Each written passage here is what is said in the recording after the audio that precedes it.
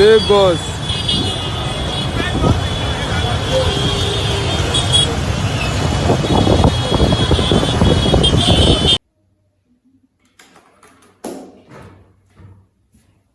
Socio-Civility.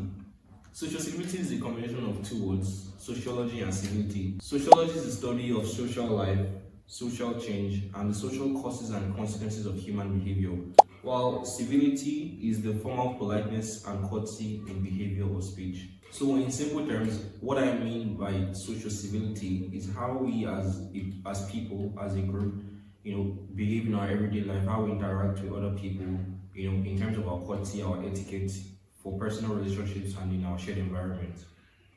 Now, I'm sure you will all agree that a good social civility is something that can make a country a better place to be. And I'm also sure you agree that social civility is something that most Nigerians inherently lack. But in order to give a bit more structure to that conclusion, what I'm going to do is we'll list 5 parts of social civility that I think a country should have, and then we'll rate it in regards to the state of Nigeria. So I'll pick one, I'll talk about it, I'll give it the rating, and then I'll draw up a conclusion for the way forward.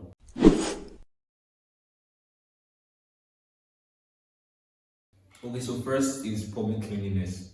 I'm sure this goes without saying, if I had $1 for every time I saw someone in Nigeria throw out a plastic bottle or wrapper outside the window of their car, me and Elon Musk will dragging back account.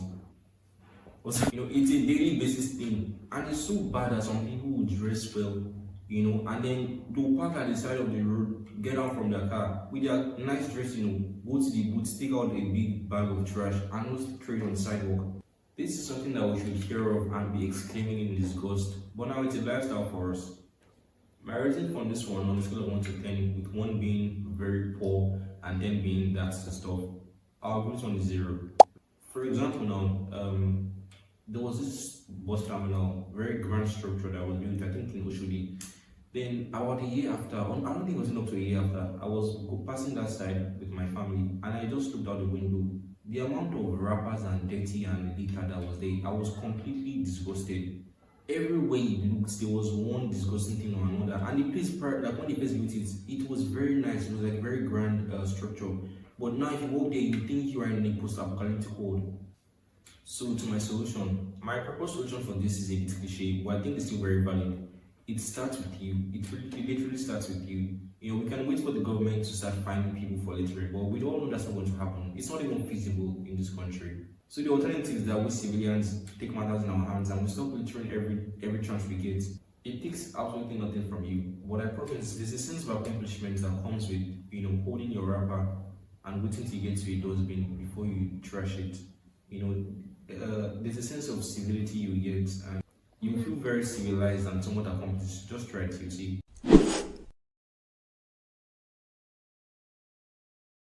And then the second one that we'll be looking at is driving and traffic behavior. From downfall drivers driving recklessly to even normal, civilians driving on the one way and endangering other people's life. I think it's safe to say that it's not looking good, Bev. It's not looking good. I mean, how many times have you gone out, and you spend a ridiculous amount of time on the road, way more than you even expected? I remember there was an excursion we went to in primary school, and we got back very late because of this traffic and driving behavior problem. Numerous other examples like that. I'm sure you also have one yourself that you can relate to. So because of that, 4 or 10.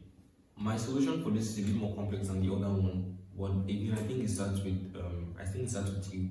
However, I do blame some part of urban planning. I can't entirely blame the citizens, because everywhere you need to go, you're either entering your own car, you're ordering an Uber, or you're entering public transport.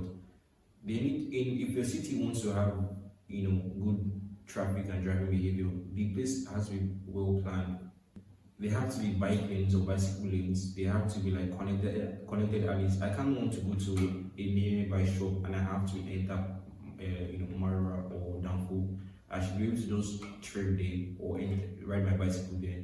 So yeah, a good part of the blame goes to the people that plan our cities, but nevertheless, it's not every time that someone overtakes you that you have to cost for the entire generation.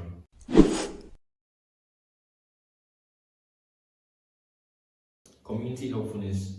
Because of how religious and cultural our country is, I think we do pretty well in this category. If there's a problem, I think Nigerians sometimes come together to solve a goal, even though it's not always a good goal. But if there's a house with robbery going on, or the house is on fire, or even those basic things like helping the old lady carry her things, I think Nigerians will actually look in and do what they have to do.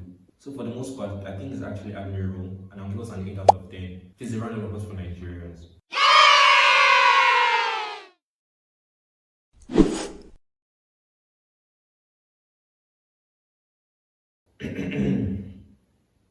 Totori me 2 times, toto. Totori me 3 times, toto. Totori me 4 times, toto. Oh yeah, totori me 1 time, toto. I got 10 years poverty experience. You see they carry shoulder like who buy CBN. Hey. Tell her tell you who get money now boys they follow shine it. Senior man now for who you account the Brito. Special as you sell gas your account. 4 out of 10.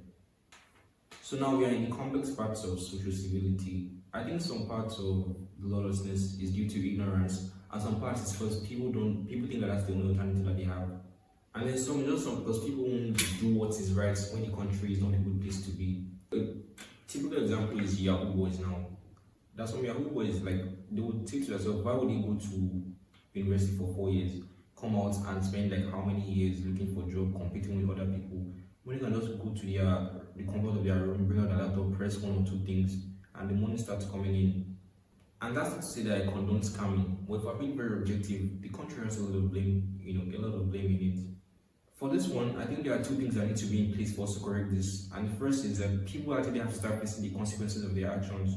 If people are getting arrested or heavily fined for their lawlessness, I think we'll stop some senses to other people and prevent them from doing other acts of lawlessness. Then the second one, believe it or not, I think is an aesthetic problem. So, imagine like you wake up to a very serene and nice environment. You will feel less inclined to actually do bad things. But if you wake up and everywhere is rowdy and everywhere is noisy and people are, you also feel like, you might as well just join in the chaos. But genuinely, I think if everywhere looked nice and our cities were actually, aesthetically pleasing, I think people will feel less inclined to commit crimes and to destroy the place. For example, now Japan, if you go to Japan, you probably find people that,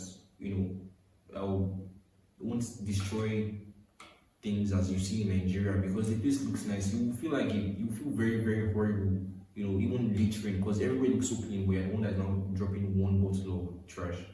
So I think for the most part, we just need to create atmosphere and environment that's nice for people to live in. And I'd wager that the level of lawlessness will drop significantly. If the country has more structure to it and people get prosecuted for their actions, and then we all do things I mentioned earlier, I think Nigeria will be a fantastic place to be. This video is barely scratching the surface. I can go on and on for hours about socio-civility, but because of lack of time, I'll just end with a goodwill message. I have a lecturer that used to say we can't keep jomoing it, meaning we can't keep patching things up. The country is literally rotting day by day. We can't keep turning a blind eye and believing based on vibes. All I've said in this video is, at least in my opinion, one of the many ways that we can make Nigeria a better place. Some of them are in the hands of the government, but some others start with you. Yes, you watching this video. It will cost you nothing to be a good person. You don't want to have kids one day and God forbid they get injured in a flood caused by the drainages being blocked with debt, or they get violently attacked by some lawless people that are roaming our streets. I mean, look at what happened in Benue earlier this year. That's been a topic for another day. So let us do our part in making Nigeria a better, more civil place to be. Every action counts. So the next time you drink your cappuccino or you eat your cream crackers, hold that wrapper until you get to a dustbin before you trash it. It will literally cost you nothing.